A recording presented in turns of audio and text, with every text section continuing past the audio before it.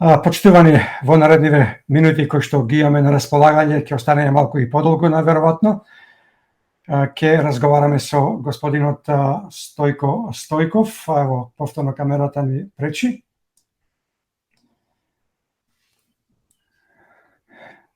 Универзитетски професор, одличен познавач за средновековната историја и копредседател на ОМО Илиден Пирин, со кого ќе разговараме на теми кои се поврзани со статусот на македонците во Бугарија, барањето на бугарските власти за отварање на македонскиот устав и интересот на македонските власти за македонското малцинство во соседството, со акцент во Бугарија, но и на некои други теми.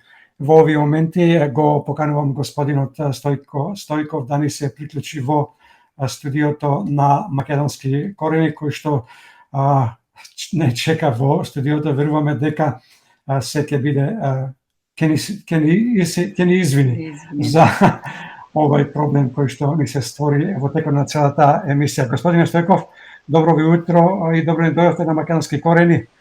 Ви благодариме што не го доставите да ни бидете наш драг гостин и уште наш простете што ве изнамачивме. Нема проблем за тоа. Добро утро од Пиринска Македонија. Христос се роди за многу години. Навистина се роди за многу години. Честити празници. Честити празници. Господине Стојков, Христос се роди. Добро ви утро и од мене. Се надеваме дека ќе имаме плодна дискусија, ќе го задржиме вниманието на нашите слушатели и гледачи. Новиот бугарски премиер Кирил Петков најави формирање на работни групи кои ќе работеле на надминување на проблемот кој Бугарија го има со Македонија.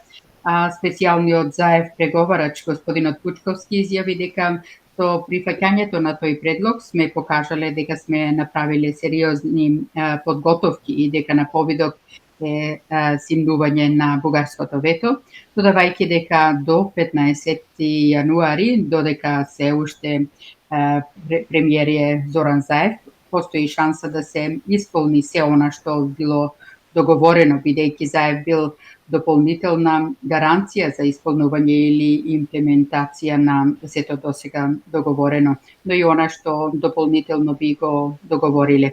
Како вие гледате на тоа? Ќе има ли поместување од сегашниот статус кво до 15 јануари, кога се очекува формирањето на новата влада во Македонија? До 15 нема никаква шанса тоа да се случи. Мислам дека она што го кажува Бучковски е вид блеф насочен кон Софија, не кон македонските граѓани. Еден вид побрзајте, бидејќи нема да најдете човек како Зоран Заев кој што толку да ви оди по умот. Така што ако сакате нешто сега направете го, миката нема никаква шанса за една недела било што да се случи.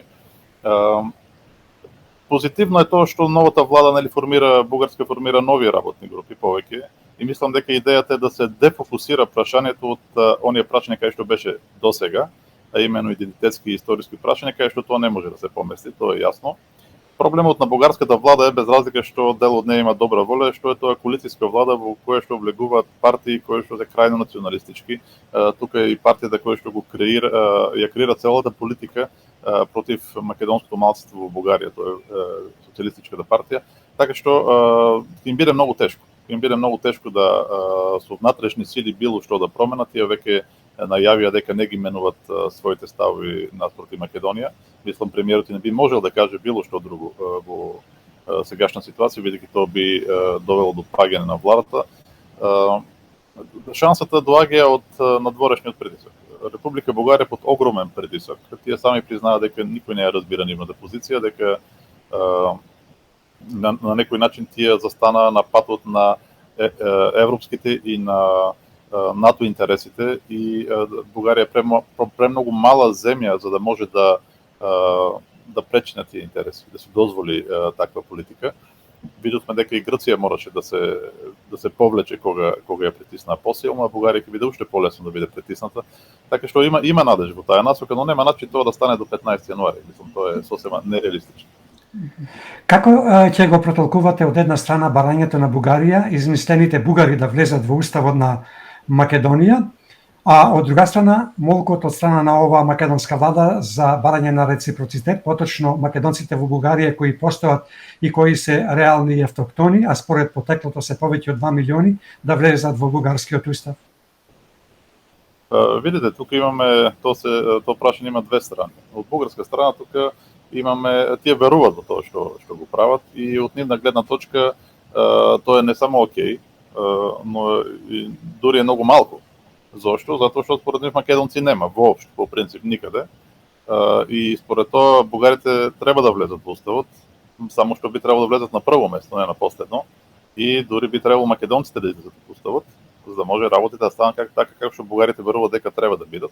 А од друга страна се разбира дека кога македонци не постојат, тие не би требало да влегуваат во никаков устав, ниту бугарски, ниту македонски. Тоа е нивната гледна точка, колку и да е таа настрана и надвор од секоја реалност, за жал премногу луѓе веруваат во тоа во Бугарија, премногу. И тоа е голем проблем.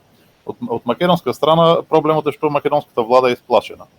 Сама се доведе Република Македонија до толку неповолна позиција што сега да зависи до безкрај од бугарската добра воља, нели, да треба на некој начин да одоброволиш непријател. Треба да го кажам директно. Во овој момент Бугарија се држи како непријател и македонската влада се обидува на некој начин да одоброволи непријател.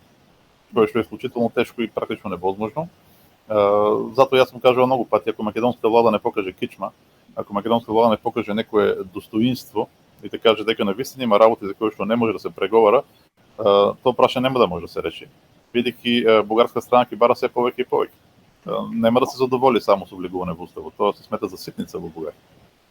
Дали новата влада во Бугарија ќе продолжи да тврди дека сме еден народ во две држави, особено после јавното признавање на една национална бугарска телевизија од страна на бугарски историчар, особено на бугарскиот историчар професор Дичев, дека Бугарија била окупатор на Македонија и Тракија, а тоа го докажуваат со историските податоци дека на 19 април во 1941 година Бугарија добива официјално одобрение од Германија да ја окупира Македонија, а на 14 мај истата година, 1941, Собранието донесло закон за анексија на сите територии кои Бугарија ги окупира.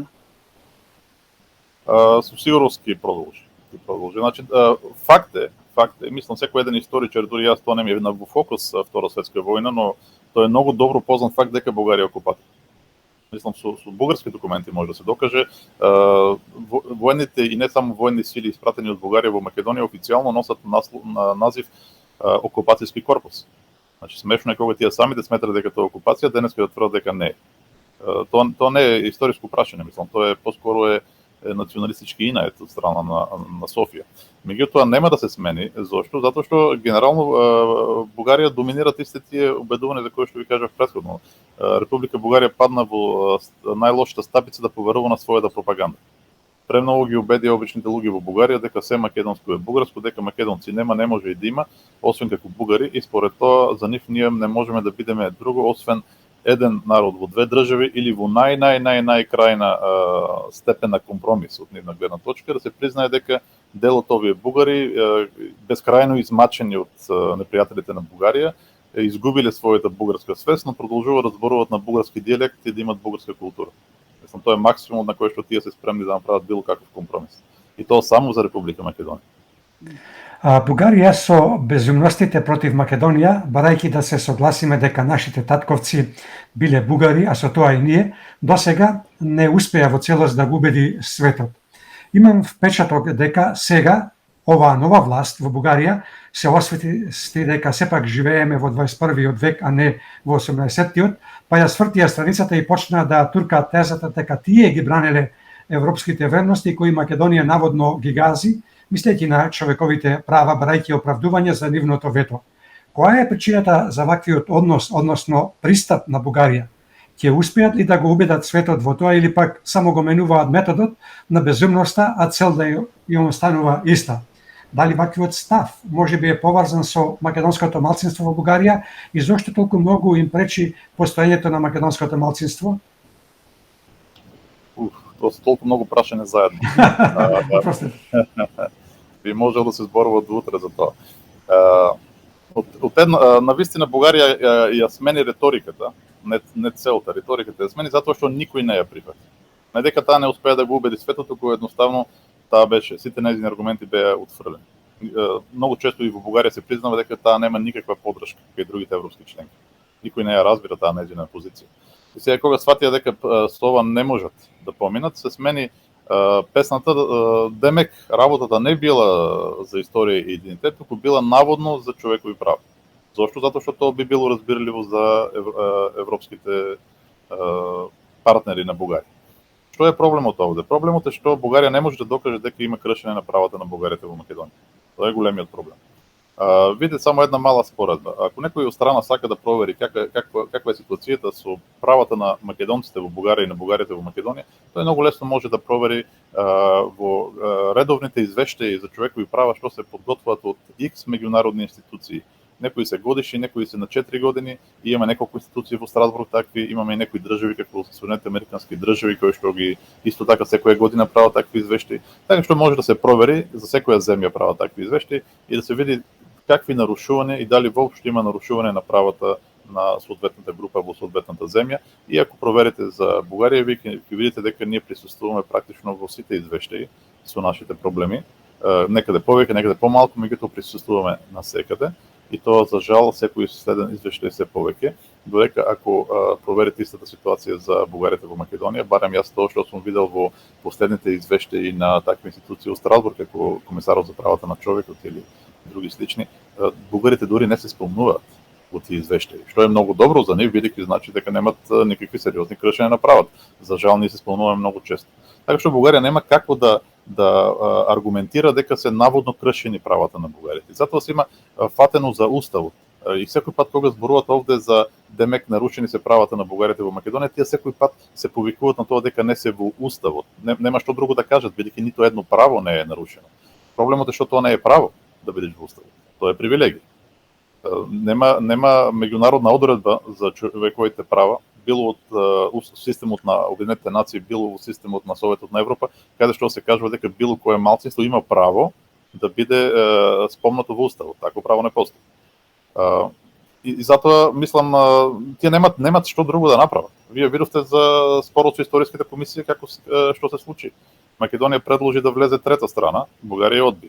Европа предложи да влезе трета страна, Бугарија пак одби. Зошто? Затоа што знаат дека ако влезе трета страна, бугарските аргументи не може да поминат. Барем во секој случај во нивниот суштински дел, тоа што тие навистина го сакат. И поради тоа Бугарија се обидува сега да се преправа пред Европа, дека демек таа има некои реални основи за да ја блокира Македонија, а тивко на Македонија да се дава до знаење дека ќе треба да устапите по овие други прашања, инаку ние никош нема да ја кренеме блокарата. Мислам, тоа е една дволична политика, меѓутоа Република Бугарија, по моје искуство, тоа постојано го применува кога е во прашање македонското прашање. Секој пат си има една позиција за Европа и светот, сосема друга на терен. Господине Стојков, имаме проблем ние повторно со нашата камера овде, денеска многу ни пречат, не знаеме од каде идат овие пречки. Ќе пробам да го освежам, да освежам странава, да видиме дали ќе ние се појавиме со видео, бидејќи сега имаме некое видео кој што покажува за брзата слика, а фактички на ова што го емитуваме имаме само црн екран од наша страна. Останете тука, ќе продолжиме со разговорот после неколку секунди.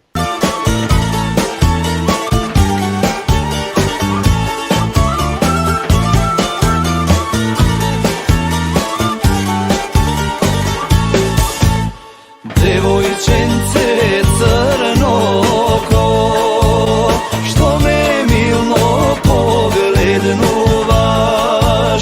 на срце ме изгоруваш, на снага ми болест даваш, на срце ме изгоруваш, на снага ми болест даваш.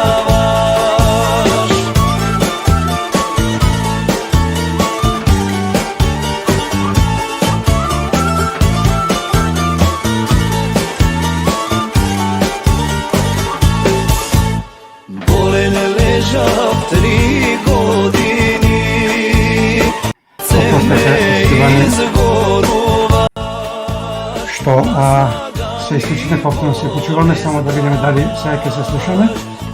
Да, добро, сега.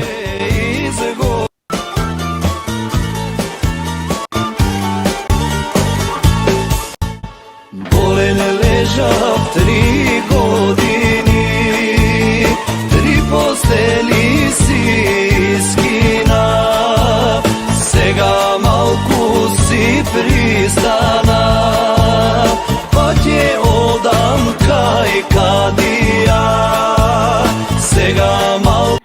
Ќе оставиме оваа песна во мирување, почитувани. Ќе го поканеме господин Стојко Стојков повторно да го продолжиме разговорот, додека не истучат. Одговорот, мислам, го комплетиравте на претходното прашање. Продолжуваме. Низ годините наназад се ширеше и се уште се шири тезата дека македонското востание во 1878 година, кое се случило во Кресна Пиринска Македонија, е кресненско разлошко востание, а всушност оригиналните историски податоци, како што е оригиналниот печат, говорат дека оригиналното име на востанието е Македонско востание. Дали знаете со која цел тогашната југословенска историографија го именувала како Кресненско востание, а Бугарија го именувала како Кресненско разлошко? Мислам дека југословенската историографија го презела тоа по традиција од бугарската историографија, бидејќи македонска не постоеше претходно. И така некако се одомакини тоа, инаку навистина да востанието официјално се нарекува македонско и не само тоа, туку од документи со кои што располагаме, тоа извештај од англискиот конзул во Солун, кој што има можност да зборува со владиката на Мелник, од него разбрал дека востаниците кои што сами себе се викале македонци, барале пари за нивното востание и му ветувале дека ќе ги вратат кога ќе ослободат својата Македонија. Значи, мислам да сосема е јасно каква е и целта и желбите на востаниците. Бугарија не знам и во Бугарија знам зошто избегнува зборот македонско, бидејќи не сака тоа да асоцира со македонскиот народ и појавата и развојот на македонското национално движење. Мислам дека тоа е проблемот. Но сега во последно време, барем во македонската историографија, се користи македонско кресненско востание, а не едноставно кресненско востание. Дали тоа е направено со цел за да не се создаваат тензии меѓу тогашната Југославија и Бугарија и за да не се разбуди желбата за обединување кај македонците од двете страни на границата? Бугарите го менуваат името на востанието за да го избришат зборот македонско. Може би и тоа играло своја улога. Југославија водеше специфична политика спрема Бугарија, а именно да не се конфронтира, на некој начин, затоа и македонското прашање, барем во однос на Пиринска Македонија, беше симнато од актуелен дневен ред, уште во 1960-те години, што направи исклучително лоша услуга на сите македонци во Бугарија, во смисла тоа дозволи на диктаторот Тодор Живков да ја смени политиката од признавање, или барем деловно признавање на македонското малцинство, кон тотално негирање, асимилација и прогонување на македонците. И тука Југославија сигурно секако има голема вина за тоа, бидејќи реално никако не реагирала. Мислам, ептен млако реагирала на сето тоа. Во вашето последно гостување овде на Македонски корени, господине Стојков, говоревме за обединетата македонска организација Омо Илиден Пирин. Тогаш ни потврдивте дека таа беше регистрирана како политичка партија во 99-та година. Во октомври пак истата година ни кажавте дека учествувавте во општинските избори и добивте 5 локални функционери. 4 месеци поточно на 29 февруари 2000 година, Уставниот суд во Бугарија го прогласи Омо Илиден Пирин за неуставна и таа забрана се уште е на сила и покрај добиените 14 пресуди во корист на представниците на македонското малцинство во Бугарија. Прашањето за македонското малцинство во Бугарија е темата што постојано тлее и се разгорува во македонско-бугарските односи. Оваа тема особено добива актуелност по секоја пресуда на Европскиот суд за човекови права во корист на представниците на македонското малцинство во Бугарија. Какви се вашите очекувања во однос на пресудите на Европскиот совет за човекови права? Дали со последните притисоци од Страсбург, особено оние од Министерскиот комитет кои се насочени кон Бугарија за да се испочитува судските одлуки од Судот за човекови права во Страсбург, наговестувајќи дека Бугарија ќе биде приморана да ги тргне забраните за регистрација и кога најрано тоа би се случило. Дали Бугарија конечно ќе го признае многобројното македонско малцинство во Бугарија, имајќи во предвид дека признавањето на правата на малцинствата го бара и Советот на Европа, или пак Бугарија повторно ќе ја користи познатата риторика регистрирај па забрани? Значи, скоро признавање на малцинството не може да се очекува, барем како што стојат реалностите. Она за кое што ние се бориме е да падне забраната пред регистрација на организации на македонци во Бугарија, кој што сега постои реално и пресудите во Страсбург се главно за тоа. Постои засилен мониторинг во Комитетот на министрите врз Бугарија по овој случај и Бугарија практично во него се има согласено да работи овој проблем да се надмине.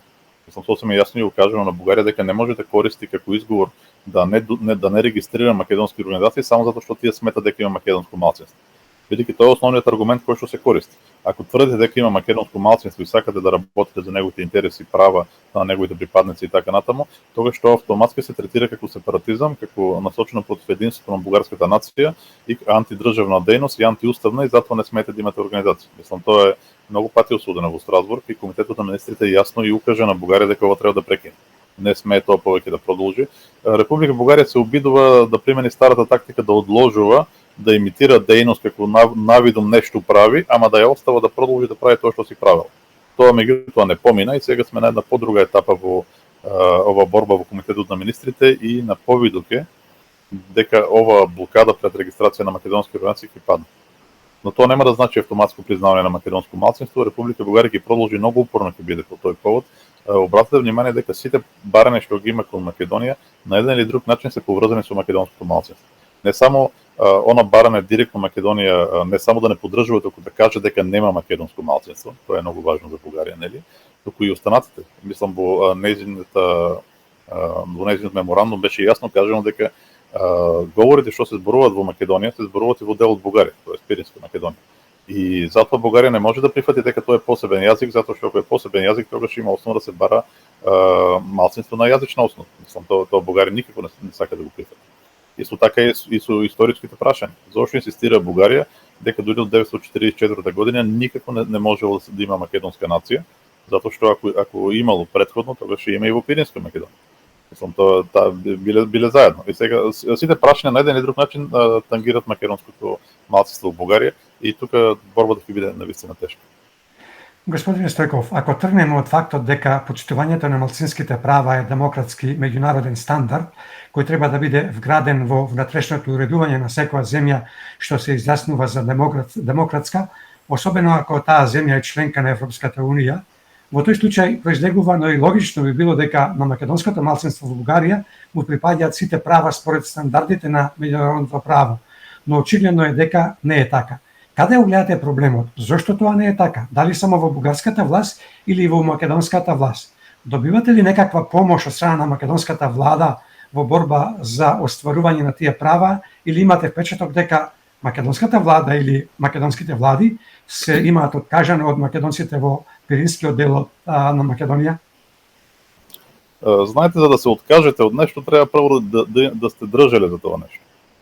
А тоа не е случај, за жал. Мислам, македонските влади во минатото никогаш сериозно не држеле за македонското малцинство во Бугарија. Нито е поставено тоа официјално пред Бугарија, нито е откако Југославија се распадна во секој случај, нито е тоа било објект на преговори или било што, ниту пак може да се зборува за некаква сериозна помош, иако е тоа право на секоја земја да им помага на малцинството кој што се во странство. Тоа беше и уставна обврска на Македонија. Бугарија го прави нон-стоп, меѓутоа македонската влада во тоа безкрајно изостанува.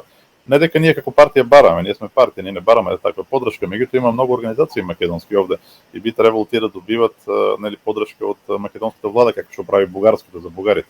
Тоа е сосема окей. Но како што кажав, за откажување е тешко да зборуваме токму затоа што немало ниту некое подржување претходно за да има некое откажување. Тоа е за жал политиката на Македонија силно незаинтересирана према македонците во Бугарија. Интересот, така да се каже, спрема македонското малцинство во Бугарија доаѓа од обичните граѓани на Република Македонија, за жал не доаѓа од нејзините влади. Разговоров сакаме да го продолжиме со 9 блиц прашања на кои очекуваме 9 одговори за 9 минути. Ево кратки прашања, може кратки одговори ќе бараме. Каков е вашиот став, но и ставот на Омо Илине за подпишаниот добрососедски договор? Ние сме кажали многу пати, исклучително негативен. Тоа не е добрососедски договор, тој е неравноправен и всушност е инструмент на Бугарија како да оценува Македонија. Како ќе го прокоментирате барањето, односно поставените услови од страна на Слави Трифунов, кој е коалиционен партнер во новата бугарска влада, со кој тој од меѓународните партнери бара безвизно патување за бугарите во САД, како и Бугарија да влезе во Шенген зоната во замена за деблокада на Македонија во Европската унија. Знаете, тоа него барна исклучително смешно, бидејќи на начинот на кој што тој го направи, беше следниот. Ако Македонија ги исполни условите што ние ги бараме, ќе ја деблокираме, ама за тоа сакаме и вие да ни дајете уште X работа. Мислам, тоа како вид на отстапка и пазарене. Ако тој сака да добие нешто, тој треба да ја прекине, тие треба да ја прекинат блокарата и да ги повлечат своите невозможни услови, а не да каже добро, ако Македонија ги исполни условите, ние ќе бараме уште и од Европа нешто. Тоа е комплетно апсурд да се коментира. Така. Кои се следните чекори на Омо Илиден Пирин во борбата до победа на македонците во Бугарија? Сега сме фокусирани да падне именно таа блокада пред регистрација на македонски друштва во Бугарија. Тоа е главната цел сега. Зошто Европската комисија, која е најодговорна за решавање на вакви спорни прашања, избегнува да се меша со изговор дека правата на малцинствата е работа на државите? Има ли излез од овој лабиринт и кој према вас би бил излезот? Ова е многу тешко прашање. Ние со него се студираме веќе со години.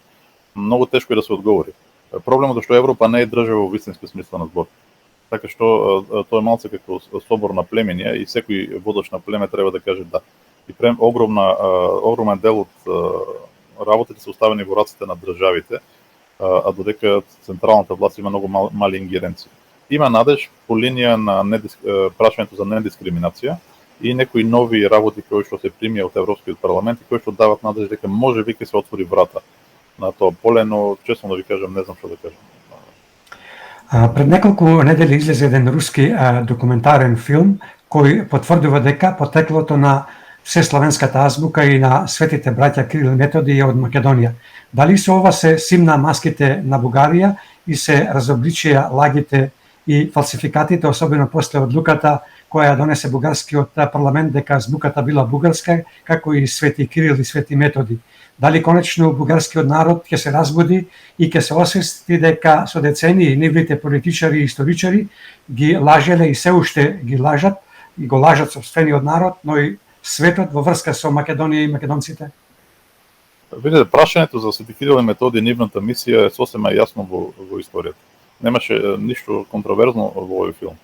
Ниту тие биле бугари, ниту пак нивната мисија има нешто општо со Бугарија. Подосна од после нивните ученици веќе доаѓаат во тогашната бугарска држава, меѓутоа Кирил и Методи немат ништо општо со Бугарија. А и азбуката не е создадена за Бугарија и така натаму.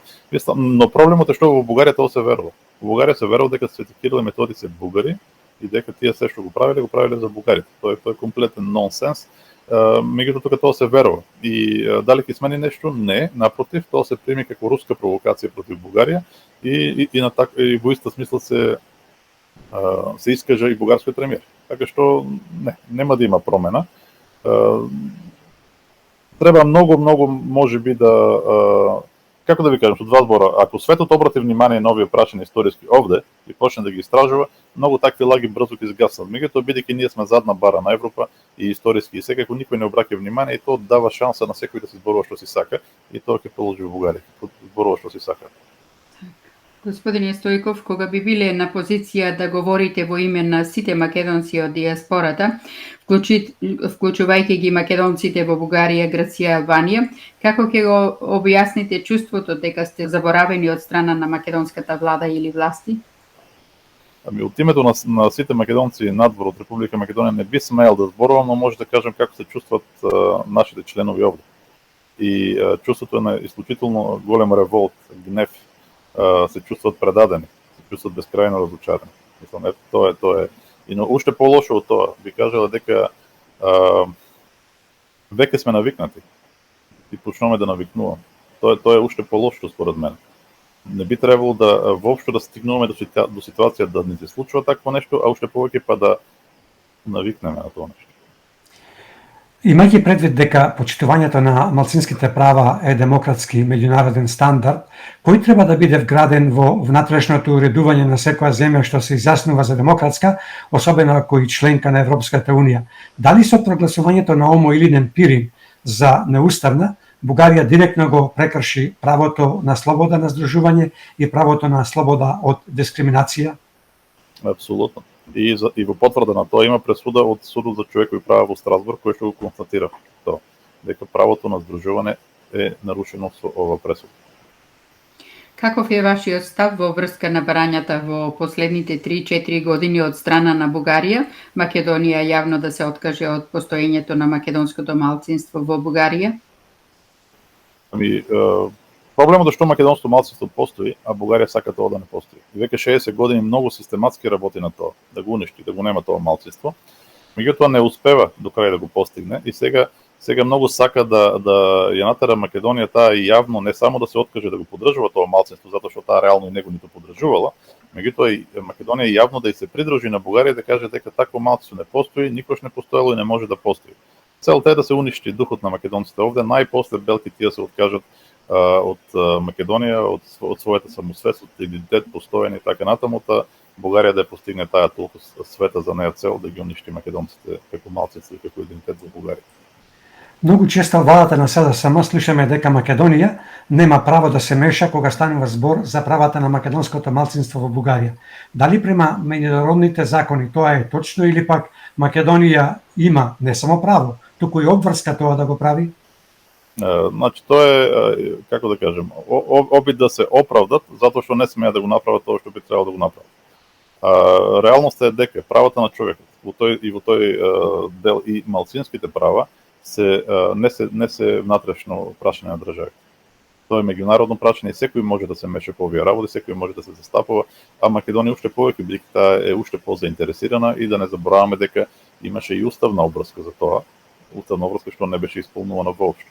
Така што не е точно што го кажува тоа македонската влада, таа има право и обврска да се меша по тие прашања.